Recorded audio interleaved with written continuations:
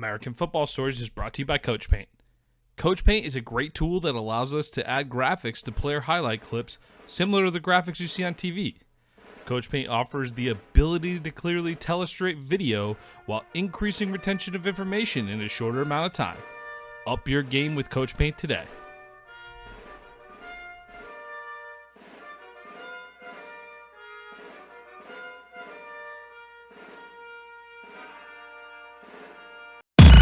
What time is it? Game time! It's gonna be special. They gonna talk about this forever. Welcome to American Football Stories. Puts his head down, crashes and spins, and dives. Touchdown! Bringing together the many perspectives that make up college football in the NFL. Football is one of the greatest sports ever invented. From players and coaches. Believe, baby, believe, baby. Hey, we playing to win right here, fellas. To the front office and scouts. The public is finally beginning to catch up, but they don't even know half the truth. Us against the world, let's get it. Your hosts, Robert Parker and Nick Knudsen, bring you American Football Stories.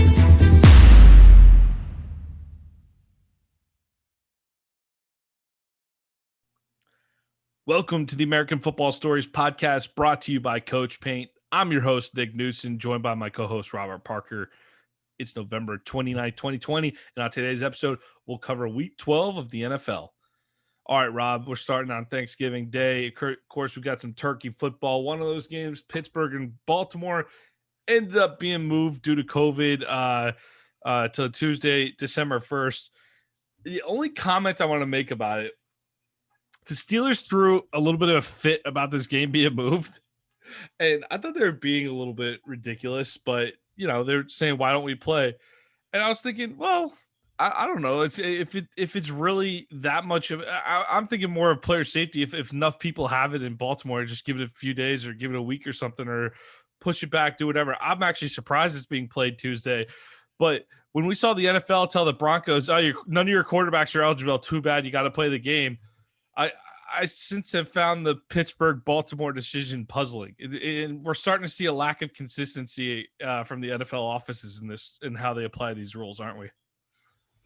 Yeah, I think we are. And I think, Kareem Jackson from the Denver Broncos, he made a great point when he was just pretty much saying that, the NFL made an example of them because, they had all their quarterbacks down due to COVID.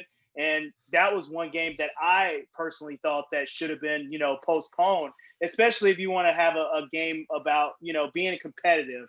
And I think, with the Denver Broncos, they're not close to making the playoffs in regards to, the Ravens and the Pittsburgh Steelers game. So I think, we kind of seen a difference of how, the COVID protocols and everything was handled in regards to the two different games.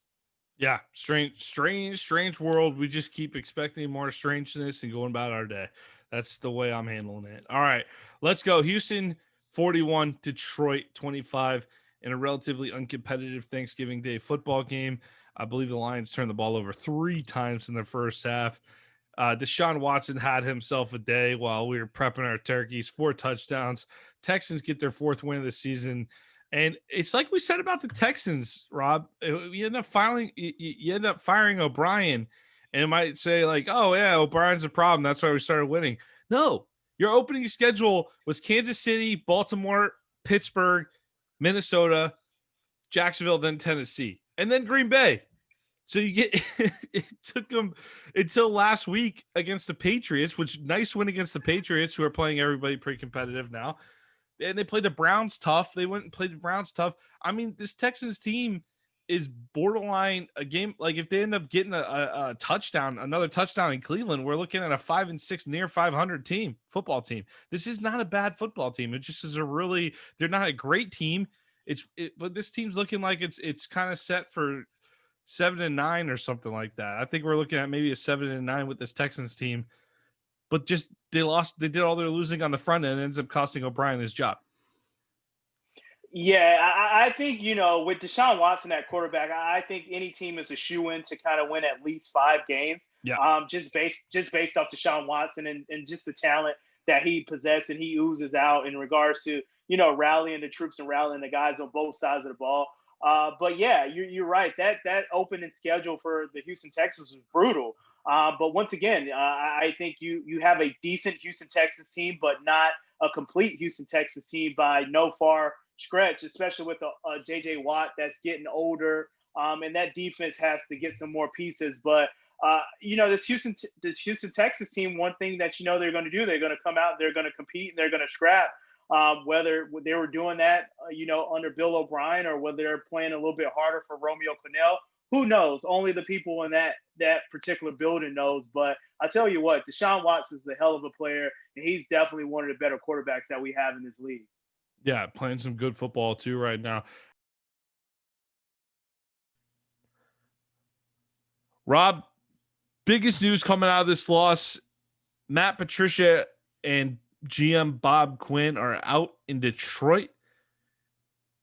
I don't think the news is overly surprising, but it seems like the Lions, this hasn't been a downright terrible tenure of football, and people who watch it week to week might say we beg to differ, but I feel like the Lions have been relatively competitive under Matt Patricia from time to time. They just tend to end up on the wrong side of the win-loss column more than you'd like. Yeah, and I think that's more of a personnel problem. I know Matt Patricia, he's a great disciple from the Bill Belichick tree.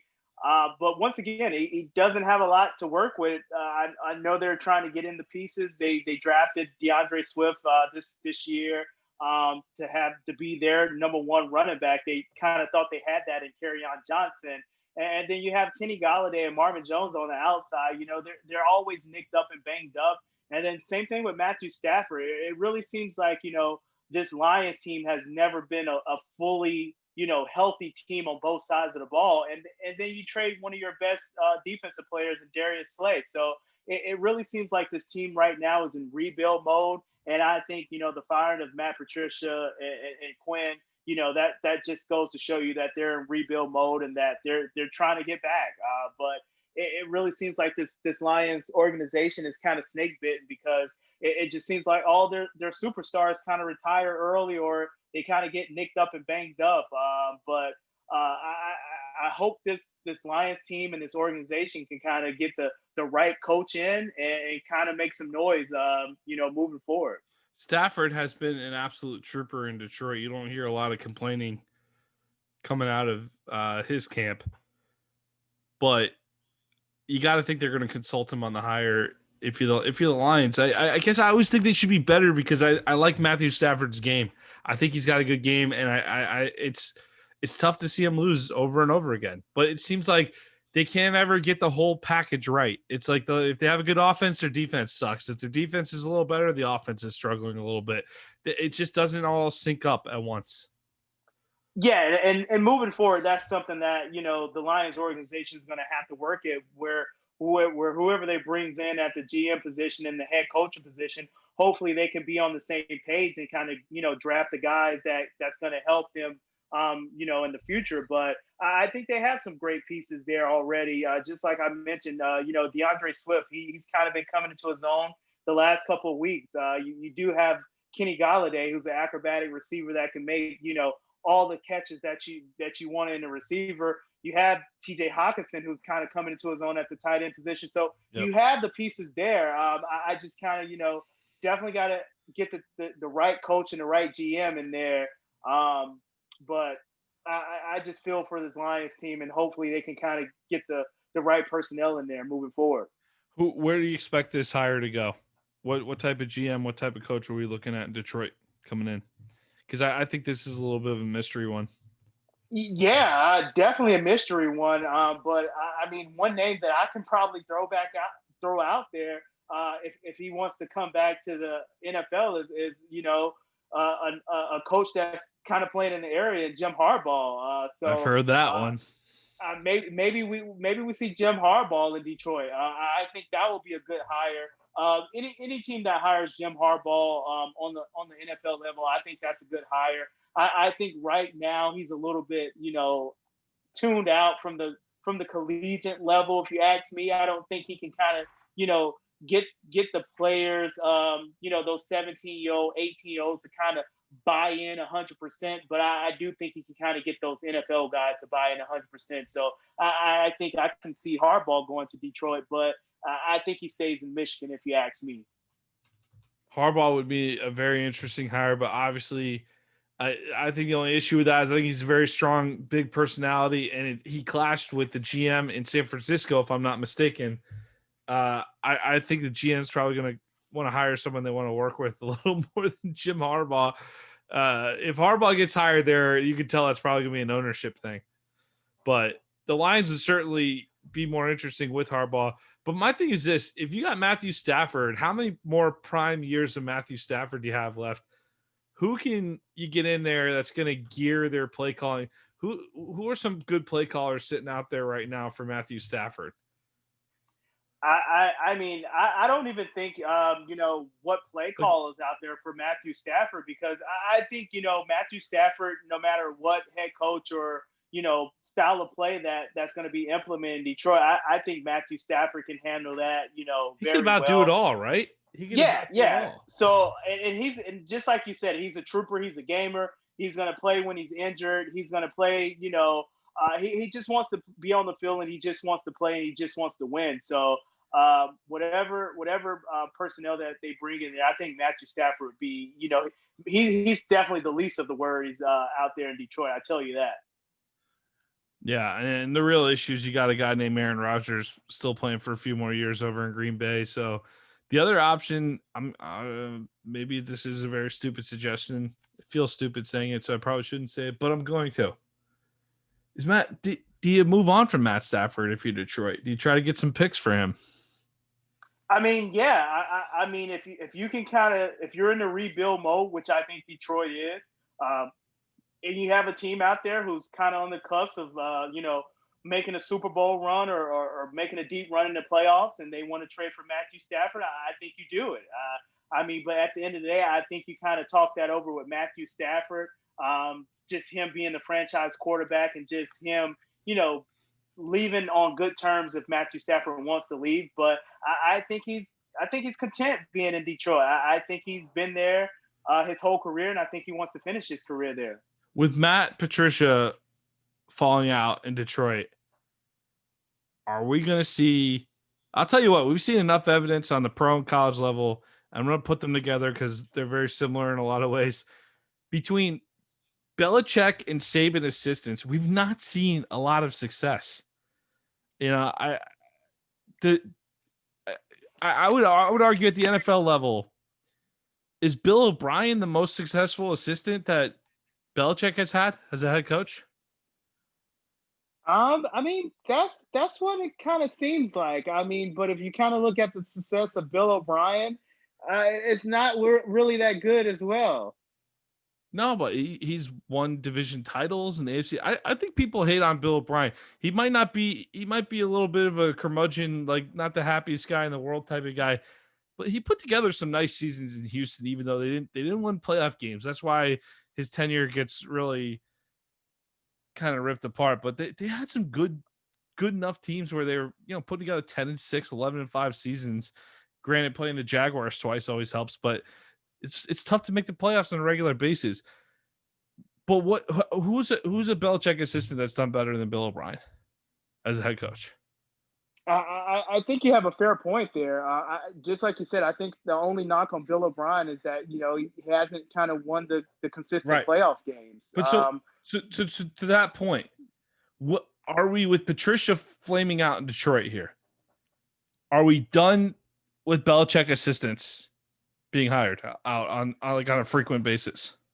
Yeah, I don't think we're done. I think as long as you're under that Bill Belichick coaching tree, I think it's a job out there for you, whether it's on the professional level or the collegiate level. So I think you're okay. So bring Steven Belichick's mullet to Detroit is what you're saying? No, not now. Not now. I think you kind of have to wait on Steven Belichick and his mullet. Give him a couple more years. But I mean, you definitely have some coaches out there that you can bring in. But once again, I think you have to consult Matthew Stafford with that if he's going to be there. But if not, then you definitely have to consult Matthew Stafford if you want to trade him or something like that. I think just from the gracious of the organization, and I know we always hear this narrative that the organization don't consult with the players, but I think when you have a player like that and Matthew Stafford who's been there for so long and who's kind of put everything out on the field, you kind of console him, bring him in the office, say, hey, what do you want to do? Yeah, I think you got to do that if you're the new GM, but I don't think you consult him over who the GM's going to be. But if I'm the GM, I would bring in Stafford and say, what do you want to do here? Including really leaving all options on the table. I know on paper there's probably some Lions fans going, why in the hell would you get rid of Matthew Stafford? It's the only good thing. Look, you're not going to find another Stafford on the market in year one, but I think that if you could get some value for him, what could you get a second or third round pick for him? Could you do that? I don't know. How many wins is he really bringing you? Because the one thing about Stafford is, even though he's a good quarterback, he's proven time and time again, he's not good enough to lead you to the playoffs. So that might be a harsh take on him, but it's a little bit true. Yeah, I think that's a fair assessment. You can always say, he doesn't have the complete team surrounding him where he has the necessary weapons. But at the end of the day, we've seen other quarterbacks, once again, Aaron Rodgers. We see Aaron Rodgers kind of do, the most with the leads. And that's a knock that Aaron Rodgers don't have on his belt, but Matthew Stafford has. So I think that's a fair assessment in regards to Matthew Stafford. We know Kyle Trask looks good in blue. So if you get a couple high level draft picks, second or third round picks for Stafford or something like that, why not? If you can pull the trigger, why not? But once again, I think that's one thing you have to kind of talk to Matthew Stafford about. I think he wants to kind of see his playing career in Detroit. And I would love to see that. But ultimately, if you're the Detroit Lions and you're a new GM coming in, do you trade Matthew Stafford to kind of rebuild and get some picks and kind of go in the draft to get your quarterback for the future? Trade him to Dallas for Dak Prescott. That might be a line. I don't know. I don't know if Jerry Jones is willing to do that one, Nick. Hey, if he's cheaper than Dak, he might. Yeah, he might. He might. He might. Noah Jerry, but I think I've been hearing that Matthew Stafford to Dallas trade rumors out there, but is Matthew Stafford the guy to get Dallas over the hump and take them deep in the playoffs? No, we're not starting that conversation. We're gonna move on. Nice try. All right. Let's move on. Let's move on to the next game. Alex Smith and the Washington football team going to Dallas, pummel the Cowboys 41-16. This game was 20-16 heading into the fourth quarter. Washington ends up going 21-0 run in the fourth quarter. Antonio Gibson, rookie out of Memphis, ends up 20 carries, 115 yards, 3 touchdowns. Dallas, you only rushed for 60 yards on the day. It's almost like you forget you have Zeke Elliott. Hey, Andy Dalton, hey, we kind of knew he was past his prime going into this year, didn't we? This isn't a big surprise. Dallas only gets 13 first downs on the day. Really dominant Washington defense keeps that Cowboys offense in check. And Washington, we're suddenly looking in this terrible NFC East race. Washington tied for first place. Yeah, I mean, if you look at that defensive front, those are some first round draft picks that they kind of built up that defense, and it's actually coming to fruition. Especially with the way Chase Young has been playing lately. And don't forget, they also have Ryan Kerrigan on that defensive front that they can kind of switch out as well. So on the defense side of the ball, I think Washington is looking very, very good, especially with Ron Rivera as the head coach. He's a defensive guy. But just the play of Alex Smith, he didn't have the game that we've seen him have a couple games. But he's just been a game manager, and with Antonio Gibson rushing for 3 touchdowns, I mean, you don't need Alex Smith to drop back and throw that much. especially with a Dallas defense that just seems like they can't stop anyone. So great win for this Washington team, and they're right there in the thick of things to kind of win the division. All right, we're jumping ahead a little bit because we haven't talked about the Giants yet, but let's project between these two teams because I think we could safely say with what we've seen from the Cowboys. Although I thought we could safely say it, and then they went and beat Minnesota, so maybe not safely, but based on enough evidence, Philly, Dallas, not looking great to turn things around and win the division here. I think this race is between the Giants and Washington at this point. I picked the Giants last week to win it, but I'll tell you, there's some interesting games on this schedule where this could end up being. I mean, this is very likely going to be a division with a losing record as the champ. But let's go through it real quick. Washington, give me win or loss, Rob. Okay, win or loss. Washington next week at Pittsburgh. That's going to be a loss in my book. All right, so Washington, you're 4-8 now at San Francisco, who just beat LA today, the Rams. I'm actually going to give Washington a win in that one. All right, 5-8 versus Seattle. I'm going to give Washington a loss in that one. 5-9 versus Carolina. I'm going to give them the win. 6-9 at Philly. I'm going to give them the win. All right, so 7-9. You think Washington's 7-9 at best. All right. New York also sitting at 4-7 after a 1917 win over Cincinnati today. We'll talk about that game in a few minutes, but for now, New York at Seattle next week. I'm going to give a loss to New York on that one. 4-8 versus Arizona. Another loss. 4-9 versus Cleveland. Another loss. 4-10 at Baltimore. I'm going to give them another loss in that 4-11 versus Dallas. I'm going to give them a win. You're going to give them a win. All right, so you got the Giants finishing up at 5-11, and what did we say, 7-9 for the Reds for Washington? Yep. 7-9 for Washington, 6-10 on the low end for Washington, 5-11 for the Giants. Washington, Rob thinks that Washington's got the leg up in this division. I still think it's the Giants, even though that is a tough schedule. But I think Washington maybe loses one or two more of those games than you do on that. So we're looking at probably a 5-11, 6-10 champion in the NFC East. We're starting to hone in on that. Interesting stuff. We've loved watching the NFC East, this train wreck of a division all year, and now it's coming down to it. It's fun to project that stuff. All right, Vegas goes to Atlanta, and what the hell? 43-6. The Falcons win this game. Every time this game came up on Red Zone today, it's like Derek Carr was just getting his brains beat in.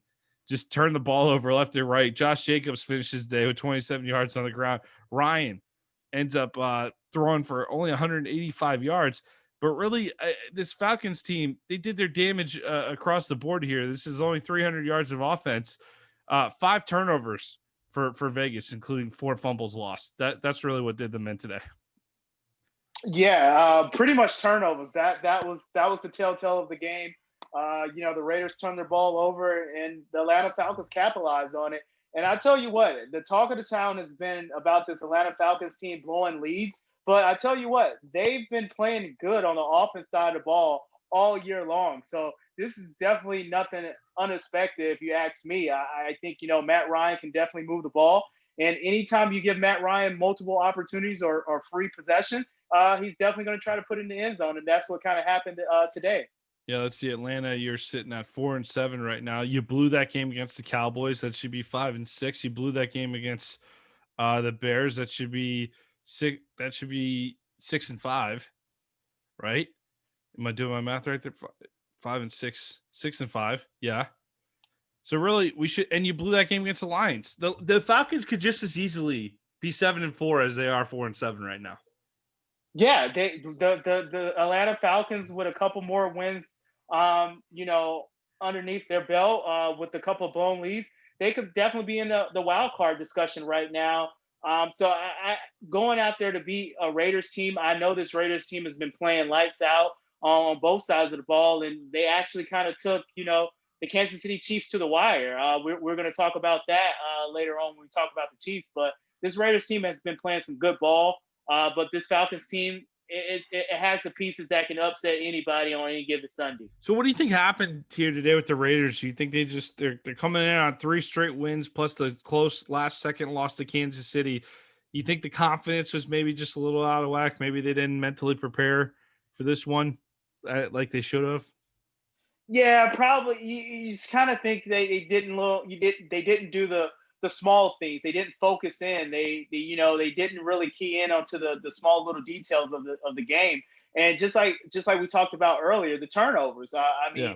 if they didn't have as many turnovers, maybe this game is a little bit more competitive.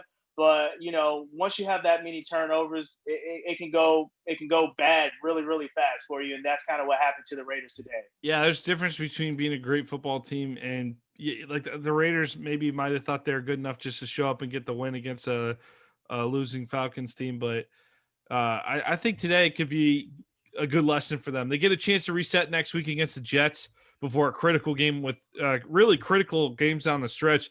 Every game's critical game at this point. They're right in the thick of the playoff hunt, but they can't. Instead of being in the driver's seat for a playoff spot, they are now chasing. But you get the Jets next week. You get the Colts, Chargers, Dolphins, and Broncos. And hey, week 16, that Raiders Dolphins game, that could be a fun one right there. So that's it. They can very much play themselves into playoff position still. So not. It's a little bit of a devastating loss for Las Vegas, but not backbreaking completely. You're still in it. Chargers, they went east to play Buffalo. The Chargers are 3-8, but they're a fun 3-8 team to watch. They did challenge the Bills throughout this one. I think the Bills had a relatively comfortable lead, but they just kind of hung around all day. The Chargers just hanging around all day, and they didn't let Buffalo get too comfortable out in front. They ended up even completing a Hail Mary pass at the end and completely mismanaged the clock and ran a few goofy plays down there toward the goal line, ended up not getting in. But welcome back, Austin Eckler, 14 carries and 11 receptions today. So that hamstring's looking good. I'm sure there's a lot of fantasy owners who are happy about that. Herbert, once again, goes up for over 300 yards. And Josh Allen, little bit of a struggle today, only going for 157. Kind of a quiet effort for this Bills team, but this is what good teams do. Sometimes good teams play a quiet game. It doesn't always have to be. This is just a get the job done type of game. Where in past years, this is the type of game that we're just talking about the Raiders, right? The Raiders are still trying to learn how to win. They go to Atlanta, fall on their face. This is the Chargers are one of those teams you got to show up and play well for, and the Bills do just enough to get a 10-point win, 27-17. Yeah, I think this was a great win for a Bills team. We always have this conversation, the elite teams that we kind of put in that tier 1, tier 2, and it really seems like the Bills are moving up. I mean, I know they're not blowing teams out, but just like you said, they're getting the necessary wins that we would kind of see the Bills, drop before. So these are the games you got to win, regardless if it's a blowout or whether it's a tight game. You got to come out with a dub, and that's what it seems like Josh Allen and his Bills team is doing. Yep. Got to keep that AFC East. Got to keep that lead over the Dolphins. Got to keep that lead. All right, the Giants going to Cincinnati. We referenced it a few minutes ago. We're not going to spend too much time on this game. They get an ugly 19-17 win over Brandon Allen out of Arkansas, Jacksonville Jaguars, 6th-round draft pick a few years back. What? A lot of Jaguar quarterbacks floating around the NFL that you don't want to see necessarily play for your team. The Bengals only ran 46 plays in this game. They get 155 total yards and 115 through the air, 14 on the ground. If you're a Cincinnati Bengals fan, you're used to it, but you went from Joe Burrow to having to watch Brandon Allen. That's just got to be pretty depressing. Yeah, definitely. Joe Burrow was kind of lighting it up. He was definitely having a great rookie year, definitely moving the offense and getting everyone involved. It looked like the connection that he had with T. Higgins was definitely maturing towards the end of the season. But yeah, just like you said, Brandon Allen coming in definitely was a struggle. But once again, the Giants, they almost kind of gave this one away. And I know we had the conversation earlier about what team in the NFC East that we can kind of see make the playoffs. And that's why I kind of give the edge to Washington because, Daniel Jones actually got hurt in this game. You know what? I forgot that. I was about to mention that Colt McCoy came in for him. Yeah, so I know we didn't we really don't have a diagnosis right now, but it kind of looked like a hamstring injury. Yep. I don't want to kind of predict and say what it is or what it's not. But yeah, if Daniel Jones can't be 100% healthy moving forward, I just don't like the Giants odds of kind of making the wild card or playoff run to win a division. Yeah, if Daniel Jones is out, I like it less. Come to think of it, so yeah, Washington between the schedule and the more definitive situation, really I should say the uncertainty at quarterback for New York that really does give the edge to Washington, doesn't it? So man, this NFC East race, can't take your eyes off it. Rob, I got two teams that don't have to worry about the playoffs, the Vikings and the Panthers coming up for you. And since you're a Vikings fan, I just want you to take our listeners through every emotion you experience on this wild 28-27 Minnesota victory today. Yeah, definitely a roller coaster. I kind of see this kind of play out similar to the Cowboys game. Kirk Cousins kind of led a drive to get the Vikings up, but the defense kind of gave it away and let Andy Dalton throw a touchdown to kind of win the game towards that late in that particular game with the Vikings and the Cowboys. But today it was definitely another roller coaster. No Adam Thielen, he was out due to COVID. But the rookie Justin Jefferson stepped up and he had a major game. Dalvin Cook actually got nicked up and banged up, but this game was all about Kirk Cousins and kind of leading the game-winning drive to kind of pull it out at the end. So you take your hats off to Kirk Cousins, who's been playing really, really good ball these last couple of weeks. Did you think Carolina was going to make that game-winning field goal? I mean, any time you have a kicker that has the ability to hit like 50 yarders, you always think it's going to go in. But once you kind of see it drifting, that's kind of when you kind of get excited. But great win for Minnesota. They're another team that we talked about, just like the Atlanta Falcons, and just like these other teams that the record could have been better than what it was. If you go back and you look at the Minnesota record, they could have easily won that Cowboys game. They could have easily won the game against Seattle. So it's a couple games that Minnesota could have stole here and there. But it kind of came down to a game-winning drive. So just like that Seattle game with Russell Wilson and the Cowboys game with Andy Dalton. So you lose two games, game-winning drive. So it's pretty tough to come back from. We certainly expected Minnesota to contend for the North this year. I'll give you that. So it's been a disappointing season. But how do you feel about the emergence of rookie Justin Jefferson? He looks like you got a receiver for years to come there. Yeah, I mean, he definitely looks like the heir apparent to replace Stephon Diggs. I know that was one thing that the Vikings front office was focusing on to kind of replace Stephon Diggs going over to Buffalo, and it really seems like they got their heir apparent in Justin Jefferson, and he's playing exceptionally well. Especially with Thielen being out today, I think he kind of took on the leadership role in that receiver room. So I think that was a great to see from a young rookie in Justin Jefferson. All right, let's go to New England, where the Patriots get a last-second field goal to top the Cardinals 20-17.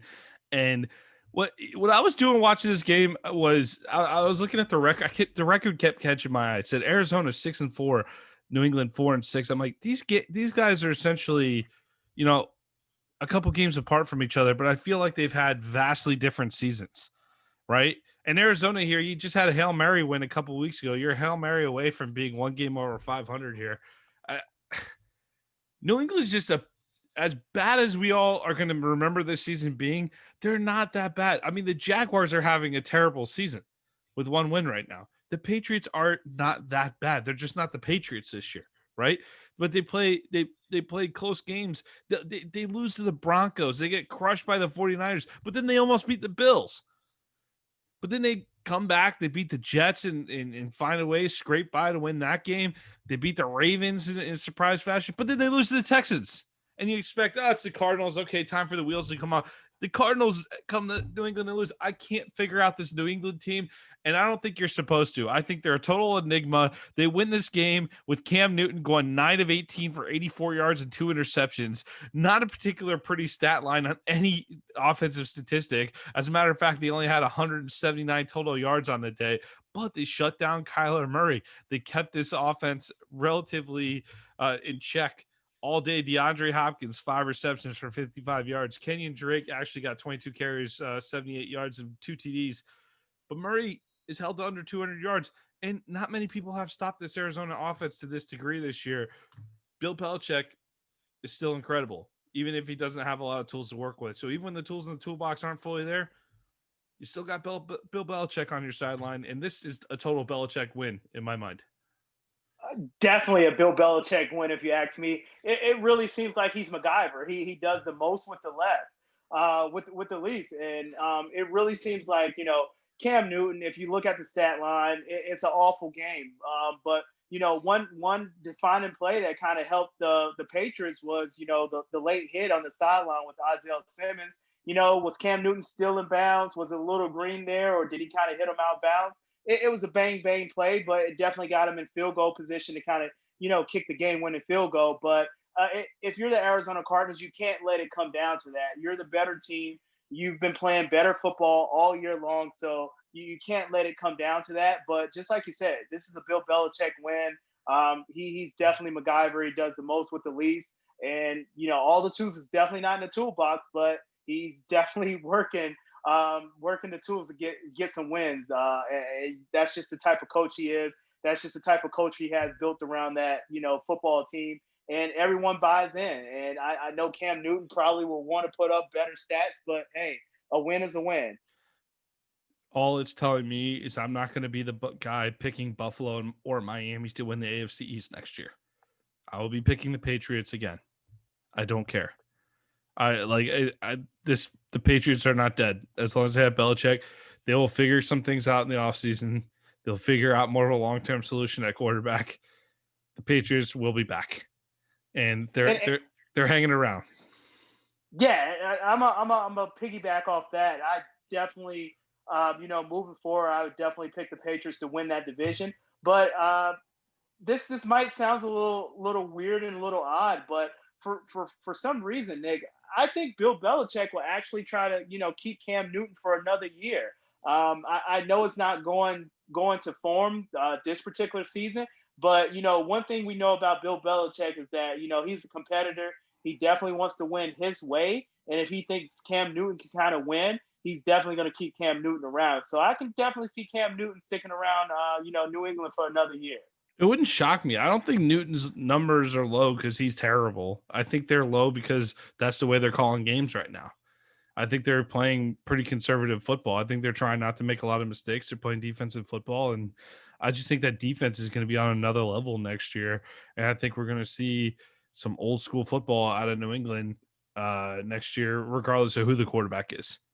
So it's almost like to your point, is there a little bit of ego that won't ever be discussed publicly, but maybe Belichick almost wants to show I'll win with whoever I put at quarterback. Yeah, and I think that moving forward, that's what it's going to be, and I think Belichick definitely has that ego there, and he's definitely one of the the goats from the coaching Rams up there. But I definitely can see Bill Belichick holding on to Cam Newton for another year and kind of winning that division and actually making a deep playoff run, especially when that defense gets back. Once again, they remember they have a lot of opt-outs on that defense side of the ball. Yep. I do remember that, and that's why I think they're going to be the bounce back candidate of the year next year. All right, let's go down to Miami. The Dolphins 20, or really this game was played in New York, I guess. Dolphins 20, Jets 3. Miami has now won 6 of 7, but their 5-game streak was snapped by the Broncos last week in disappointing fashion. Tua was injured and couldn't go today, so we saw Fitzpatrick go. Was Tua injured last week and we just didn't know it? Is that why he was quote unquote pulled for Fitzpatrick? Because I find that awfully convenient. Yeah, I know the narrative surrounding Tua getting benched last week was the fact that he wasn't injured. But I know if you go back on that particular play where he kind of went out, it really kind of seemed like he did get injured. I don't know if that was a little cat or mouse with Brian Flores and with the Yeah. team and the media and the optics of everything. But once again, this Miami Dolphins team is definitely a good team. It's a playoff team, if, in my opinion, regardless if Tua or Fitzpatrick is at the quarterback position. I just think this team is moving in the right direction. And it has the pieces where it can be good for a long time. We might as well set Tua one more week against the Bengals if he needs to next week, because then you got the Chiefs, Patriots, Raiders, and Bills to finish the season. So I don't know. If Tua needs a rest, that's the time it's going to get, because it gets real on those 4 games down the stretch for the Dolphins. That's a real strong finish to the season that might hamper Miami's chances at a playoff spot. Even though today they're looking great for a playoff spot, they might be the candidate to kind of fall off as the season wraps up here. So critical win for Miami today. Critical that they get the win and take care of business against the Bengals last week. That Broncos loss may come back and haunt them. I'm telling you. You're sitting at, let's give them the win against Cincinnati next week, Rob. Kansas City, win or loss? Miami, Kansas City. Loss. Miami at New England versus New England. I'm going to give Miami the edge in that one. At Vegas. That's going to be a loss. All right. At Buffalo. A loss. Week 17, though, so maybe the Bills are sitting some guys. Yeah.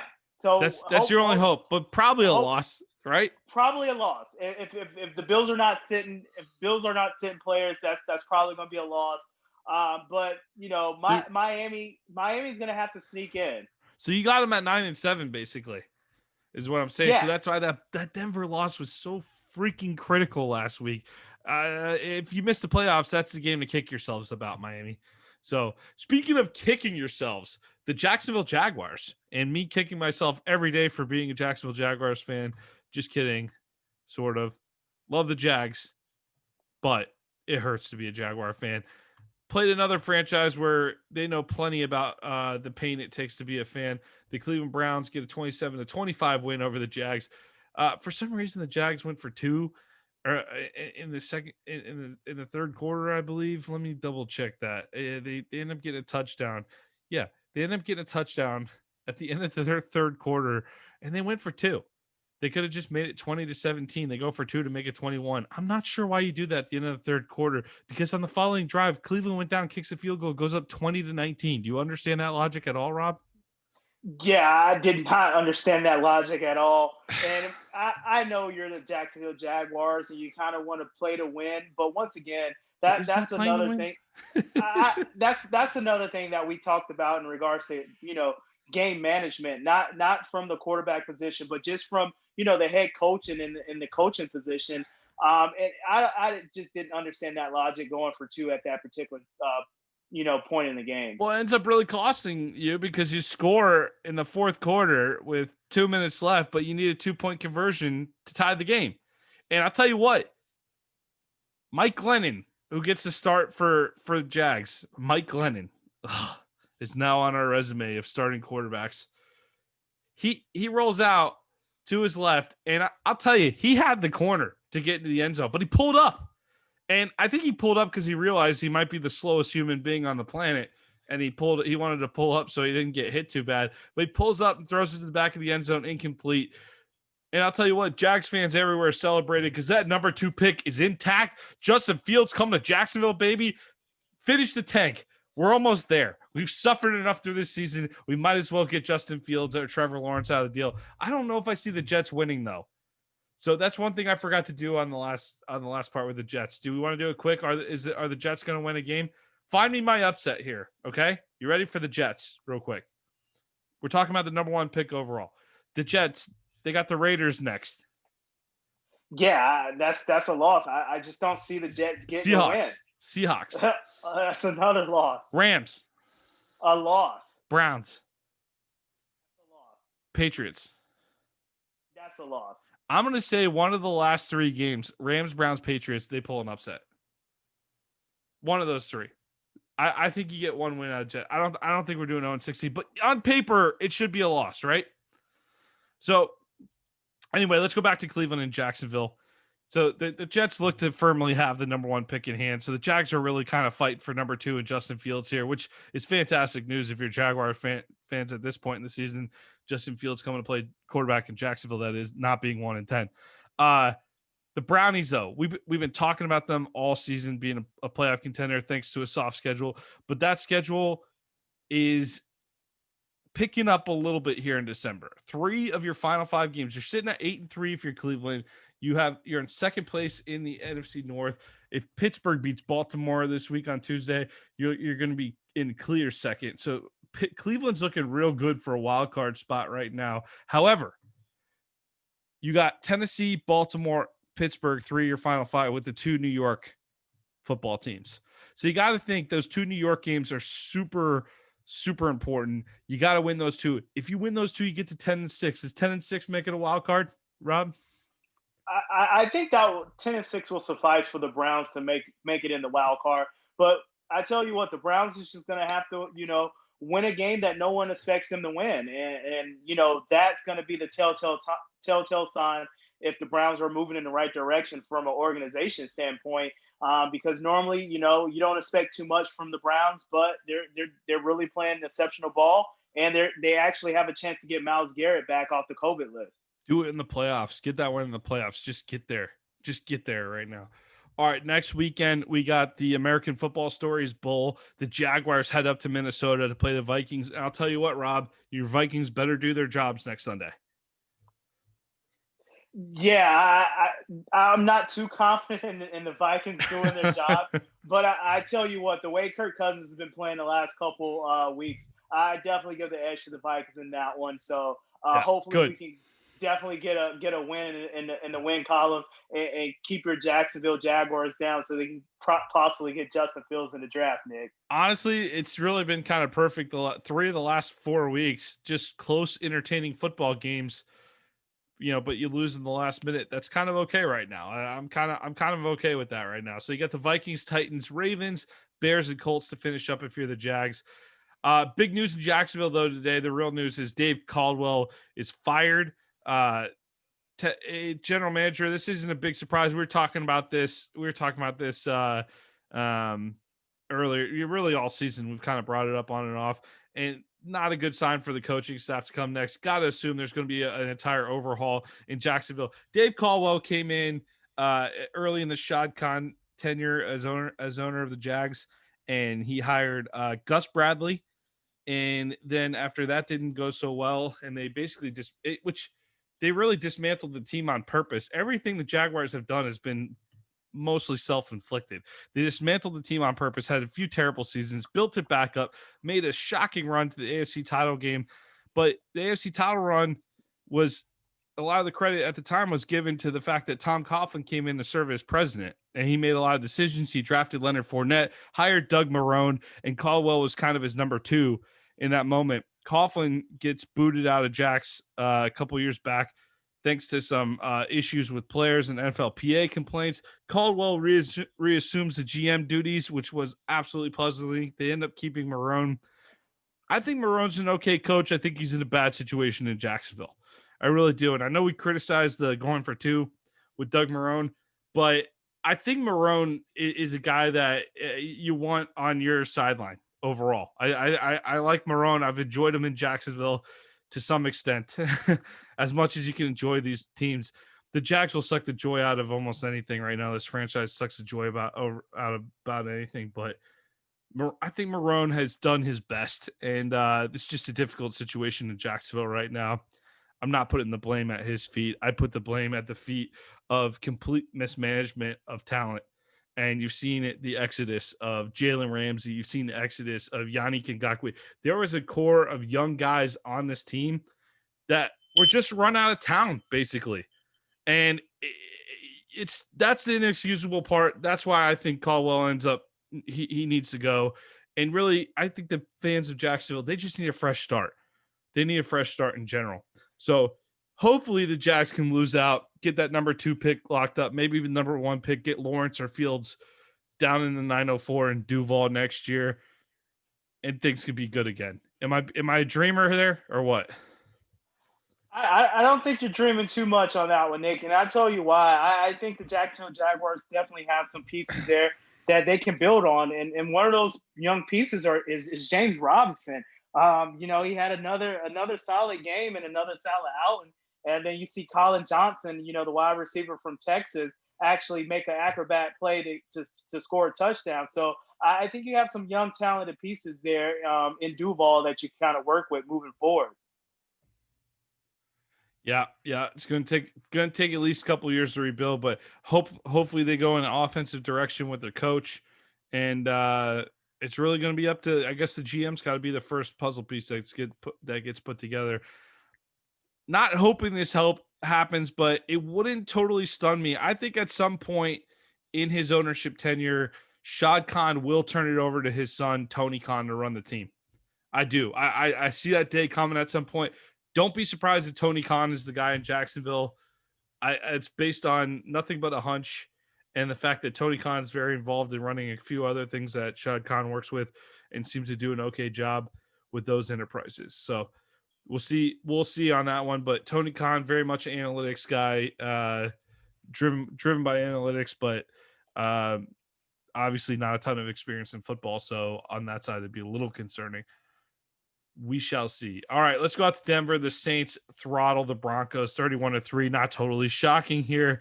The Broncos end up, the poor Broncos, they were forced to play without an entire quarterback room. So what can you say? We discussed that a little earlier. Don't need to get into it, but I think it affects the level of competition when there's only 12 yards passing and you go 1 for 9 on the day.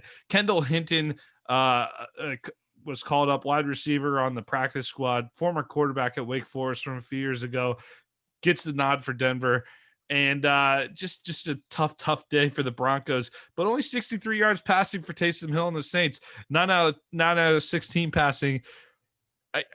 Are you on board with the Taysom Hill experiment going forward? Or are we getting our look that we need at it and kind of saying like, not so sure this is the guy? I think we kind of have to give it a couple more games in order for us to fully digest the Taysom Hill project. I mean, we saw the game he played last week and we saw the game he played this week. So we kind of see the ups and downs, and it's going to be a work in progress. And hopefully they can, get the kinks worked out before the playoffs. That's what they're going to have to do. I don't see Drew Brees coming back anytime soon. But, as long as that Saints defense is playing the way they're playing, then I think, it's okay for Taysom Hill to, not throw for the gaudy numbers in the 300 or 400 yards that Drew Brees normally throw for.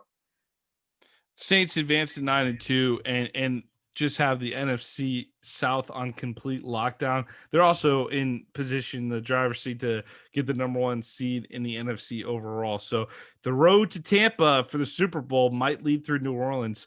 The Saints are climbing out in front on that one. Let's go out west. The LA Rams. Every time I want to get excited about this team, they let me down. I mean, they just went into Tampa last week. They had a great Monday Night Football win over the Bucks. They beat the Seahawks the week before, but then the week before that, they lost to Miami. So in this one, a very undermanned 49ers team comes in. I've been out on the 49ers for quite a while, just like I've been out on the Rams for a while. But this division stays close. This is a good division. They're just beating up on each other. Unlike the NFC East, they actually beat teams outside of their division too.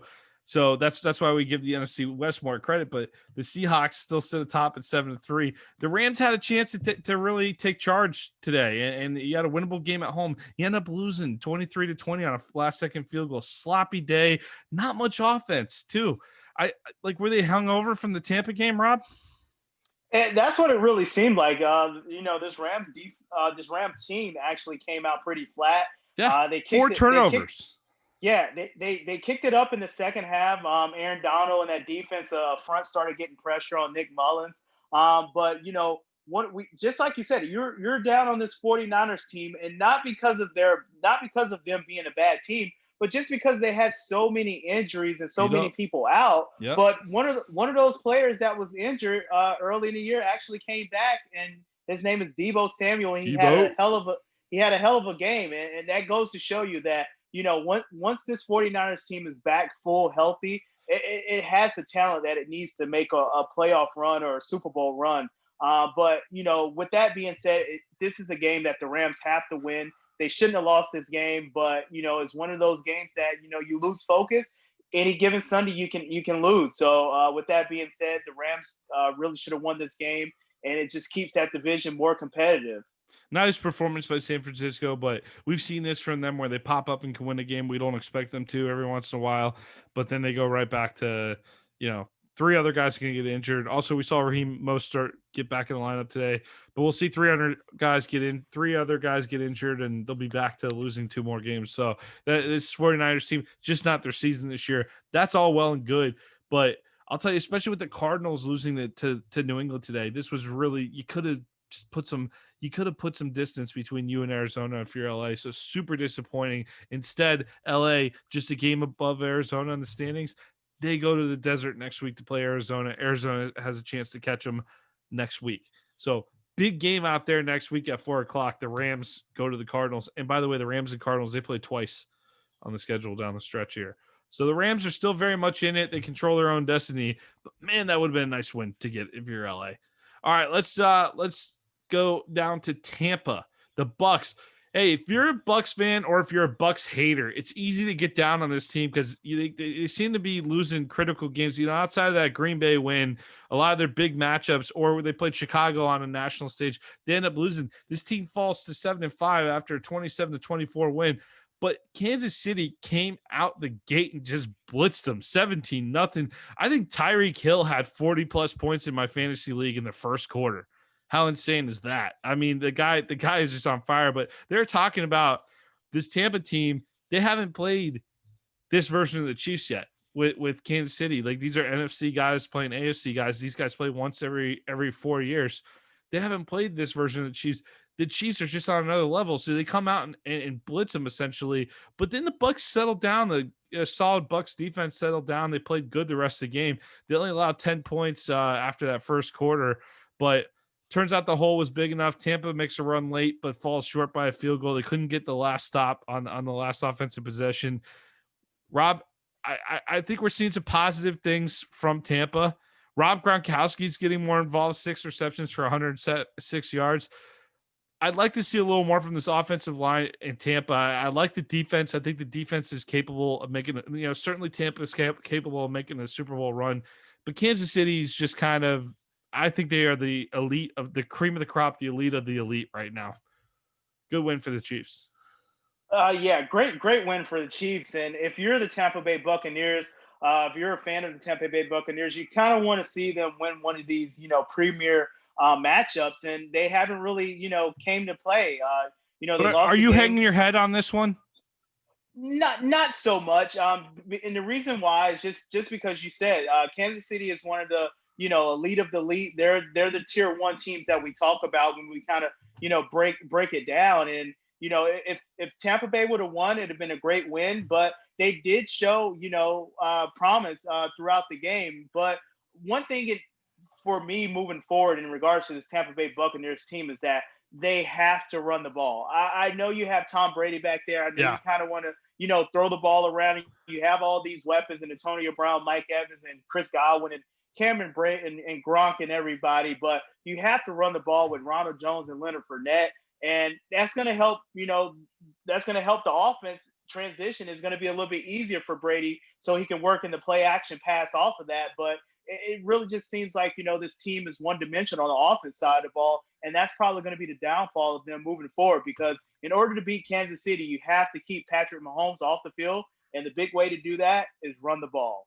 I think that's a fair criticism, but it's tough to establish a run game when you're down 17-0, isn't it? Yeah, in that regards, you kind of want to have, you got to throw the ball. I mean, every down is pretty much a passing down just to kind of get you back in the game. But, Tampa Bay has been shown, throughout this season that, even when, they're not down, they're right. up, they're still throwing the ball. And I don't know if that's them trying to work the kinks out and trying to get on the same page. Bruce but Arians. That's something that you're just gonna have to work it at practice a little bit harder.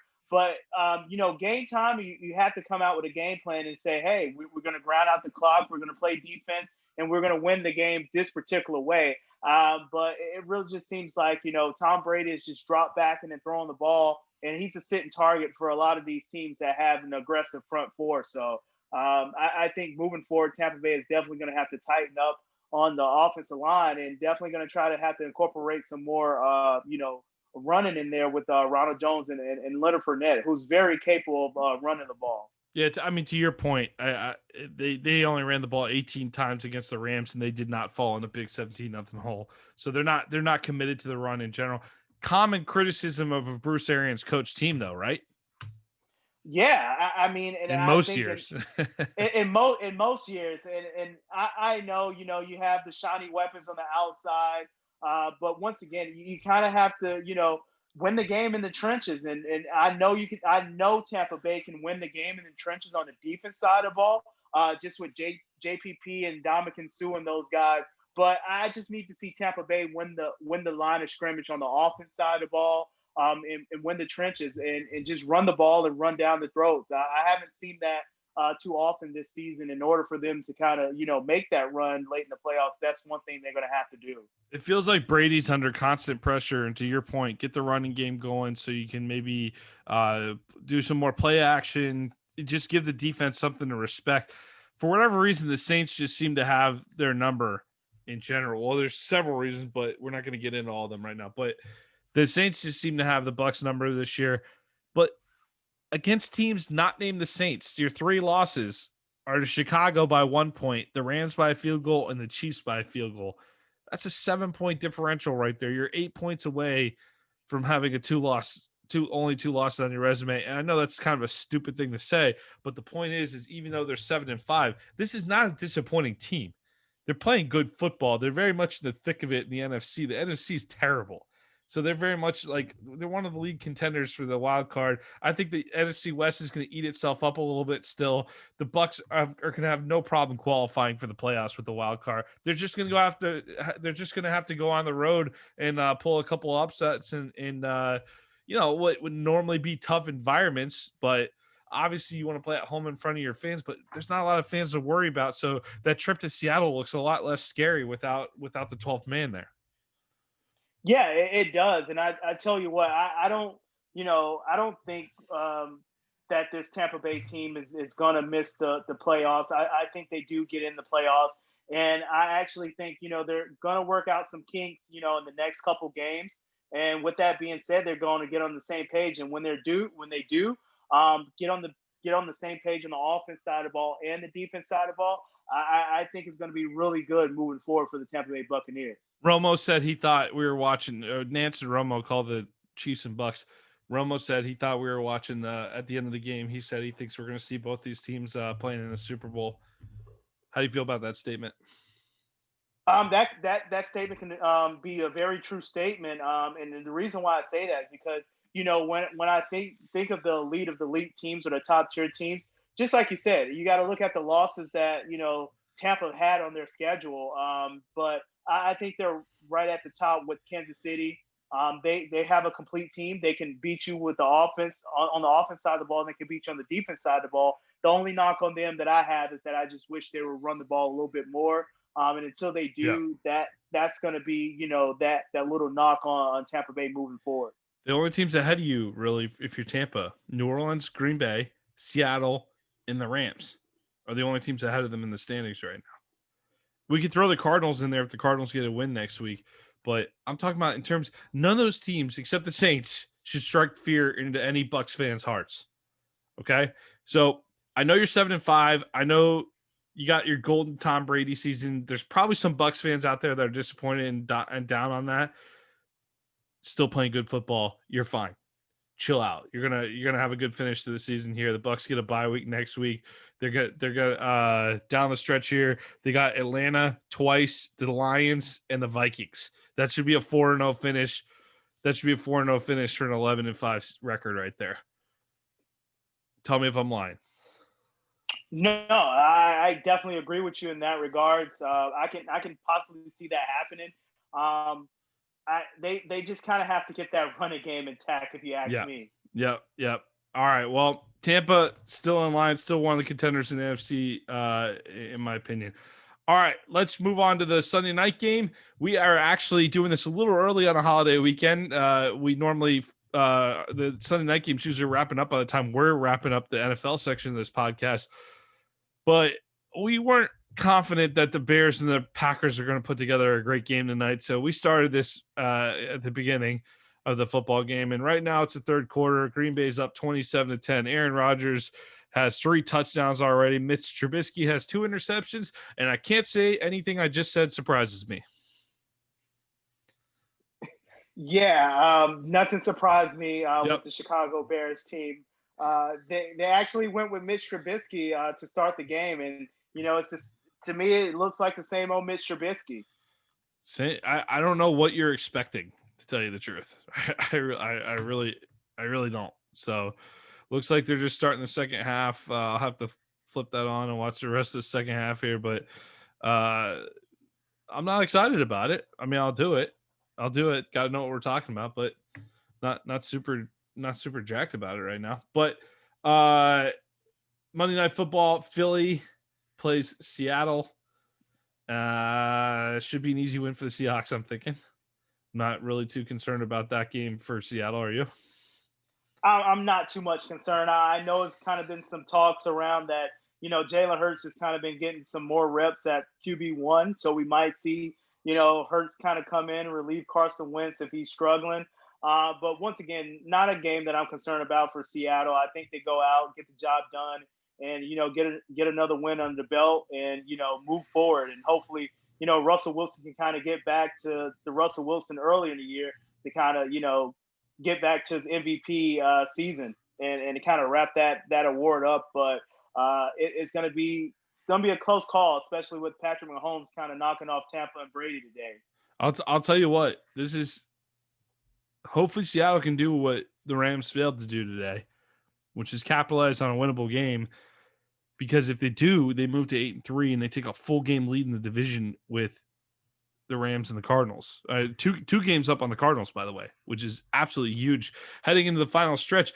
Two of their games include the Giants and Jets at home are the next 2 weeks for the Seahawks. So Giants, Jets at LA, and then the 49ers. I'm seeing 4 out of 5 easy wins to finish. And really, let's even go 5 out of 6 easy wins down the stretch for the Seahawks. So with that Rams game being the only game, you're looking at 12-4 or 13-3 for Seattle on that schedule.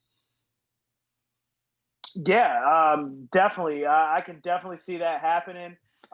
Once again, once the defense tightens up, I can see Russell Wilson kind of getting back in his groove and just continue to, hit his receivers on the outside and DK Metcalf and Tyler Lockett. So I can definitely see, Seattle kind of getting everything together and pulling out the wins that they need to kind of, secure a playoff spot.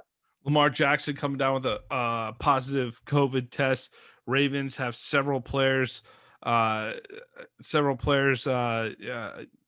positive, several staff members. Apparently, the Ravens released a statement. We've disciplined the party that caused this. Apparently, they identified the issue within the building. No real discipline from the NFL, even though we saw the Raiders get fined. They lost draft picks. The Broncos are told, suck it up and play without a quarterback. But Baltimore's kind of getting some special treatment here. They're going to move the game back to Tuesday. I would think Lamar's probably still going to miss the game if he tested positive for COVID, right? Yeah, that's the way it seems. But yeah, it definitely seems like, Baltimore for some reason is getting a little special treatment. Because one of the games that I will actually, would have pushed back to Tuesday would probably been that Broncos Saints game, right. Especially with having, no quarterback on the field. That's kind of when you get into the realm of, the competitive balance and kind of having the guys out there. Everybody's talking about the ratings and, the money and everything like that. So I'm pretty sure no one wanted to watch, a Denver Broncos team with no quarterback go up against the Saints team who's been playing very, very well on the defense side of the ball. And we saw kind of what happened with that today. Right. So Baltimore and Pittsburgh will go off on Tuesday night at 8 p.m. on NBC. But the Steelers aren't catching a break. They got to play again on Sunday with Washington. So even though the Steelers, who really – they took the brunt of the whole Titans fiasco too. They had to move their bye weeks around. They got a sudden bye week pushed on them in week 4, and now they have to play on short rest thanks to Baltimore's mismanagement. So Pittsburgh has been griping on Twitter, and I know we were texting with our friend Jeremy Coleman about it. I'm like, what's the Steelers' problem? They need to calm down. But they got a valid point. I'm with Pittsburgh on this. You're having to pay the price for everyone else's problems. Yeah, but that's the kind of the season that we're having right now. So once again, if everything is coming down and it's to protect the players and the staff and having the safety protocols and the safety measures out there, if that's the case, then I'm all for it. But once again, I kind of think that's what it is. So Yeah. I think the Steelers players Okay. they can kind of be okay with the decision. Okay, that's the nice and safe answer, but give me the real answer. I mean, if I'm a Stiller, I'm probably pissed. I mean, There we go. you're competing week in and week out, and now you're kind of at a disadvantage where you have to play on a Tuesday and kind of turn around and play on that Sunday. So you right now you're looking at the if you're the Pittsburgh Steelers, I think you're looking at the long game. So if you kind of slip up and lose a game here and there, I wouldn't be too concerned. I would think about keeping everyone healthy, for the big picture, and that's the Super Bowl. All right, Pittsburgh, you win, you go 11-0. We're 5 games away from 72 Dolphins territory here in the regular season, or I should say 2008 Patriots too in the regular season. You got Washington, Buffalo, Cincinnati, Indy, and Cleveland left on that schedule. Man, that's looking like a sweet little schedule to get to 16-0. At Buffalo is probably your toughest one there. Indy could be a tripping point, but I don't see Washington and Baltimore standing in the way. I think those two teams. I think Pittsburgh's going to win the next two. So Buffalo and Indy, I'm worried about. At Cleveland, boy, wouldn't it be something if the Browns could ruin the Steelers' perfect season on the final day of the season? Yeah, it would. It would. But I tell you what, it really seems like, the Steelers team, if they can kind of get everybody back healthy and they can kind of get over this week hump with playing the Ravens on Tuesday and then the short turnaround on Sunday, if they can win those 2 games, then I think, they go undefeated for the rest of the season. Yeah, we're looking at it. It could happen. That would be an amazing story in this weird season. All right, that's been the NFL portion of this week's Week 12 NFL recap. Good episode, Rob. We will be back on Wednesday. Well, we'll do the picks Wednesday night, but we will release it Thursday morning with our weekly picks for college football and the NFL. American Football Stories is brought to you by Coach Paint. Coach Paint is a great tool that allows us to add graphics to player highlight clips similar to the graphics you see on TV. Coach Paint offers the ability to clearly telestrate video while increasing retention of information in a shorter amount of time. Up your game with Coach Paint today.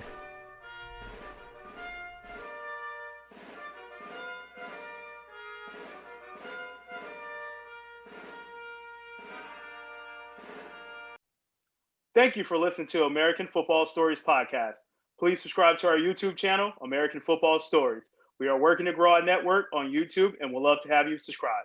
You can find us also on Apple Podcasts, on Twitter, at American FB Story, and on our website, AmericanFootballStories.com. I am Robert Parker. My co-host is Nick Knudsen. This has been another episode of American Football Stories.